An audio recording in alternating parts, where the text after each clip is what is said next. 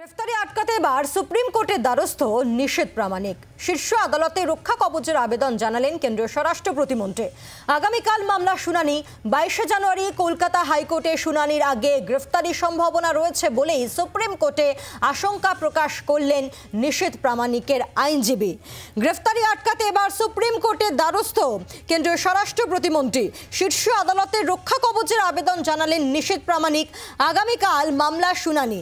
22 জানুয়ারি কলকাতা হাইকোর্টে শুনানির আগেই গ্রেফতারি সম্ভাবনা রয়েছে বলেই আশঙ্কা প্রকাশ সুপ্রিম কোর্টে আশঙ্কা প্রকাশ করেন নিষেধ প্রামাণিকের আইনজীবী। গ্রেফতারি আটকাতে এবার শীর্ষ আদালতের দ্বারস্থ নিষেধ প্রামাণিক। সুপ্রিম কোর্টে রক্ষা কবচের আবেদন জানালেন কেন্দ্রীয় স্বরাষ্ট্র প্রতিমন্ত্রী নিষেধ প্রামাণিক এবং আগামীকাল মামলা শুনানি।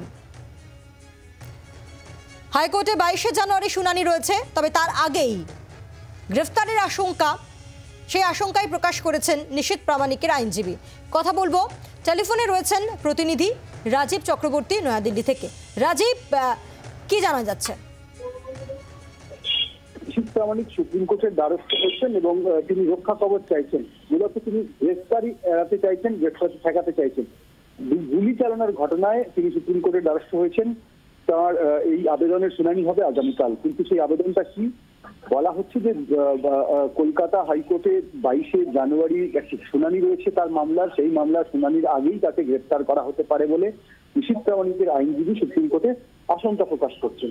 আসলে 2018 সালে কোচবিহারের বিকালদহে হরিরহাটে গুলিবিদ্ধ হয়েছিলেন দুজন। সে সময় নিষেধ প্রামাণিক ছিলেন তৃণমূল কংগ্রেসে এবং সেই গুলি চালানোর ঘটনায় নিষেধ প্রামাণিকের নাম বেরিয়েছিল। তার বিরুদ্ধে অভিযোগ দায়ের করার পরে অভিযোগ উঠেছিল যে তিনি গুলি চালিয়েছেন। সেই মামলা চলছে এবং সেই মামলায় তিনি এর আগেও কলকাতা হাইকোর্টে জামিনের আবেদন চেয়েছেন এবং তাকে রক্ষা কবচ চেয়েছিলেন। কলকাতা হাইকোর্টের যে জলপাইগুড়ি সার্কিট, সেই সার্কিটে তার সেই রক্ষা কবচের আবেদন খারিজ হয়ে যায়।